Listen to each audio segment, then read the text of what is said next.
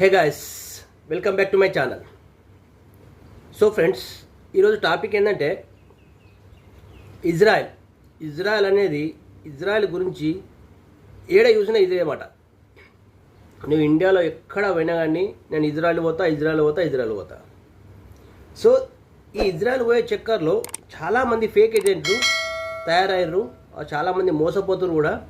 నాకు రీసెంట్గానే ఎన్నో కాల్స్ వస్తున్నాయి అండ్ ఆఫర్ లెటర్ పంపిస్తారు, వీసాలు పంపిస్తారు. అది చూస్తే అన్న అసలు ఒరిజినల్కు డూప్లికేట్కు తేడా ఏర్పడతలేదు. కానీ వాళ్ళు మాత్రం ఇక్కడికి వస్తలేరు. నెల ఇయ్యాలు వస్తుంది, రేపు వస్తుంది అని గడిపించుకుంటా ఆ హోటళ్ళ చుట్టూ అటు చుట్టూ ఇటు చుట్టూ తింపుకుంటూనే ఉంచుతారు. కానీ వాళ్ళు మాత్రం వస్తలేరు. అయితే లీగల్గా చెప్పాలంటే లీగల్గా కన్స్ట్రక్షన్ వర్క్ వాళ్ళు వస్తుర్రు, వేరే వర్క్ వాళ్ళు వస్తలేరు.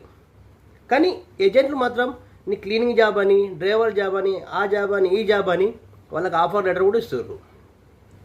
సో ఆఫర్ లెటర్ ఇస్తారు. ఆఫర్ లెటర్ని చెక్ చేసిన తర్వాత నాకు మాత్రం అది ఏమి ఏర్పడతలేదు, నా ఒరిజినల్ ఏర్పడతలేదు, డూప్లికేట్ ఏర్పడతలేదు. సో అదే సంఘటనలో నాకు ఒక మన సబ్స్క్రైబరు నాకు తన మొత్తం స్టోరీ పంపిండు. తన దగ్గర 3-4 నెలలు అయినట ఈ ప్రొసీజర్ ఉండబట్టి.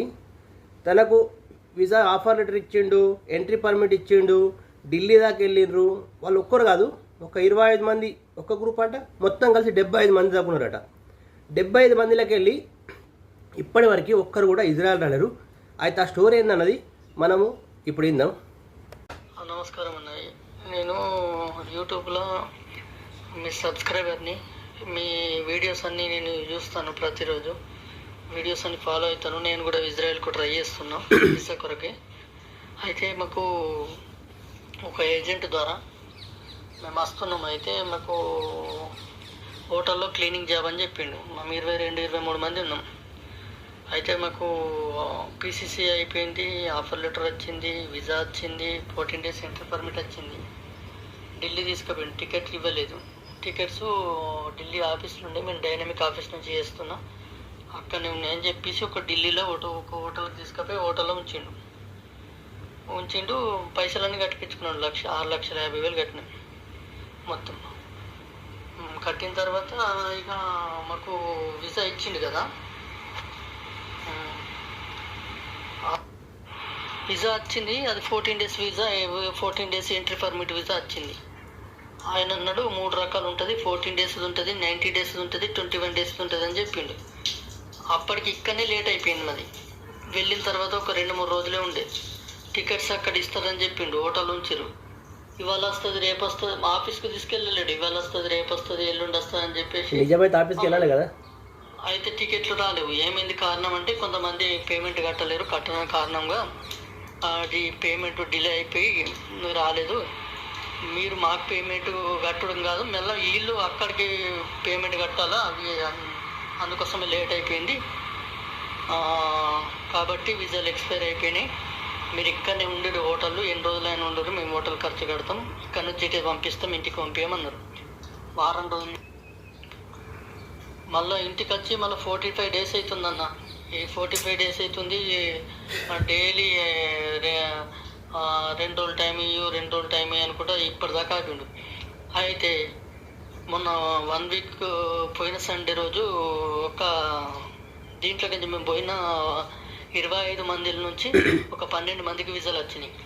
ఆ 12 మందికి వీసాలు ఎట్లా వచ్చినాయి అంటే సీరియల్ రాలేవు. మేము మొత్తం పోయిన ఢిల్లీకి వెళ్ళిన వాళ్ళు అందరికీ రాలేవు.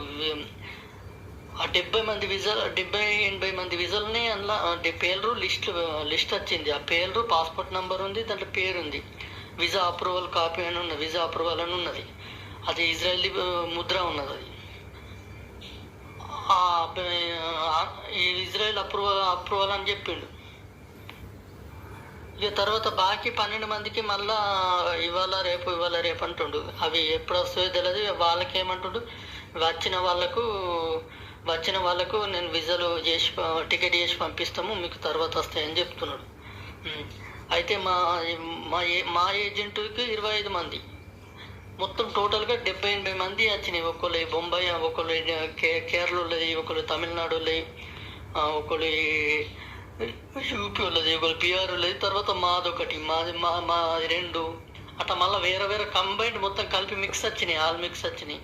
మరి మిగిలిన వీసాలు రాలేవు. మరి వీసాలు వస్తాయా రావా, మరి రెన్యువల్కు వెళ్ళిన వీసాలు వస్తాయా రావా, మరి ఏంటిది ఏం అర్థమవుతలేదు. కొద్దిగా తెలిస్తే చెప్పన్నా. 25 మంది ఢిల్లీకి వెళ్ళినాం, వీసా ఎక్స్పైర్ అయిపోయింది, మళ్ళీ రెన్యువల్కి పంపించినామన్నారు. దాంట్లో ఇప్పుడు 12 మందికి వచ్చినాయి. అయితే మళ్ళీ 12 మందికి వచ్చినాయి. ఆ 12 మందిలో కూడా కొత్తగా మాకు మొన్న రీసెంట్గా అప్లై చేసుకున్న వాళ్ళకి కూడా వచ్చినాయి, కానీ మళ్ళీ రాలేవు. మాకు ఆల్రెడీ వీసా వచ్చి ఎక్స్పైర్ అయిపోయింది, మరి రాలేవు. వేరే వాళ్ళకి కొత్త వాళ్ళకి కూడా కొంతమంది వచ్చినాయి. ఢిల్లీకి వెళ్ళిన వాళ్ళు 12 మంది వచ్చినాయి, కొత్త వాళ్ళు వచ్చినాయి, కానీ మళ్ళీ 12 మంది రాలేవు. నెక్స్ట్ వస్తాయని చెప్తున్నారు. ఇప్పుడు వారం రోజులే డైలీ ఇవ్వాల రేపు అంటున్నారు. వాళ్ళు ఆగుతలేరు, మేము మాకు పంపించేయండి అని అంటారు. వాళ్ళకి టికెట్లు వేసి పంపిస్తున్నారు. మరి ఇప్పుడు అది ఎంతవరకు వాస్తామో, అది ఏంటిది, అది ఏంది అర్థమవుతలేదు. నీకు ఏదైనా చూపిద్దాము, ఏదైనా మాట్లాడదామంటే నీ పర్సనల్ నెంబర్ లేదు. ఇది దొరికింది నాకు ఇన్స్టాగ్రామ్లో అన్న. మేము అడిగినాము అతనికి, అన్న మరి హోటల్లో క్లీనింగ్ జాబ్స్ లేవట కదా, మళ్ళీ ఇంకొకటి వితౌట్ ఇంటర్వ్యూ తీసుకుంటలేరట కదా, మరి నువ్వు ఎట్లా పంపిస్తున్నావు అంటే, నువ్వు ఎవ్వరి మాటలు మీరు వినకుండ్రి, ఇది ఫస్ట్ ప్రాజెక్ట్ మనది. ఇప్పటి వరకు క్లీనింగ్ వీసాలు అనేవి లేవు వాస్తవంగా, ఇప్పుడు స్టార్ట్ అయినాయి. ఫస్ట్ ప్రాజెక్ట్ మనదే. మీరు పంపించిన తర్వాత చాలా వీసాలు వెళ్తాయి ఇంకా అని చెప్పిండు. నేను చేసేది జన్యును, మా ఆఫీస్ జన్యును. నేను కూడా ఢిల్లీ డైనమిక్ ఆఫీస్ నుంచి చేస్తున్న వర్క్. మీరు ఏం టెన్షన్ తీసుకోకూడదు, మీరు అక్కడ దింపి విజా స్టాంపింగ్ చేయించి వర్క్ మీద ఎక్కించేదాకా నా బాధ్యతని అంటున్నాడు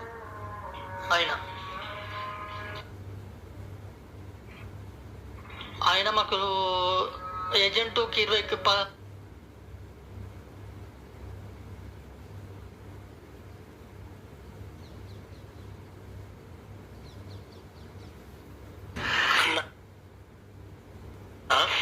ఇదంతా ఓకేనే నాకు ఒక్కొక్కటి క్లియారిటీ ఇవ్వు.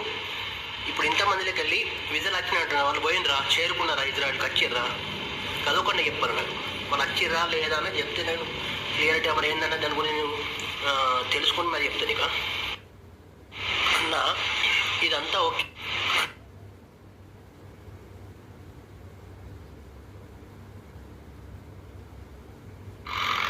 అన్న రాలేరు, ఈ ఫస్ట్ వరకు టికెట్లు వేస్తామని అంటున్నారు. రాలేదు ఇంకా, టికెట్లు వేస్తామని అంటున్నారు వాళ్ళకి. సో గాయస్, ఇది స్టోరీ. ఈ స్టోరీ అంతా విన్న తర్వాత ఏమైతే అర్థమవుతుందంటే నాకు,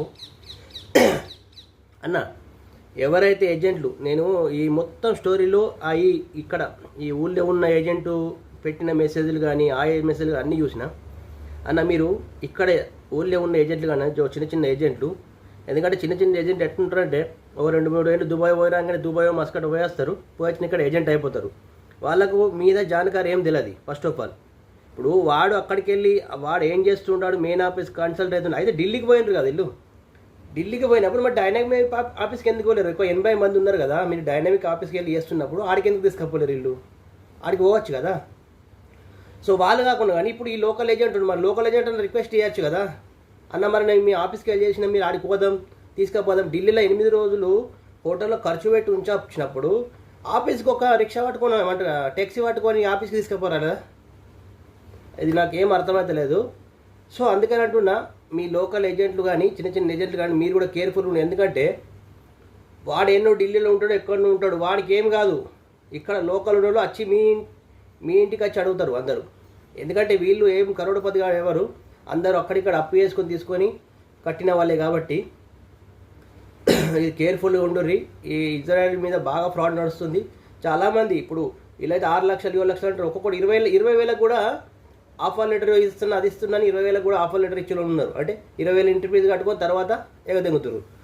సో అందుకని ఫ్రెండ్స్, ఇజ్రాయెల్ అనేది ఓకే, అంతా ఓకే, కానీ ఇప్పుడు గిసుంటి సమస్యలు వచ్చినప్పుడు మీరు ధైర్యంగా ఉండుర్రి. సో ఇప్పుడు నేను చెప్పింది ఏంటంటే, మాకు ఇప్పటి వరకు అయితే ఇజ్రాయెల్కి వచ్చిన వాళ్ళు వేరే కన్స్ట్రక్షన్ వర్క్, అగ్రికల్చర్ వర్క్ తప్ప ఏ పని మీద మాత్రం ఇప్పటికీ రాలేదు. వస్తే గిన చెప్తా. మరేమో వాళ్ళు చెప్పినట్టు కొత్తగా ఏమన్నా తయారైనవచ్చు, చూద్దాం.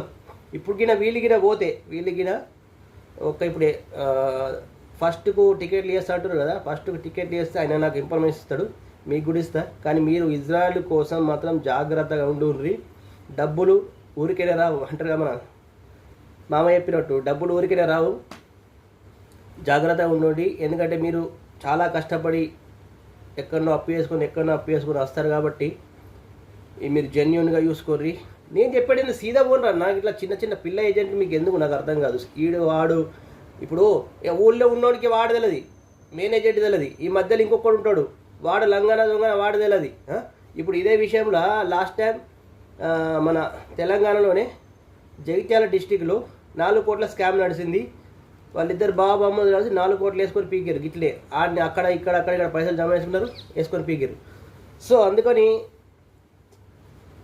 నేను చెప్పేది ఒకటే, మీరు కేర్ఫుల్గా ఉండండి.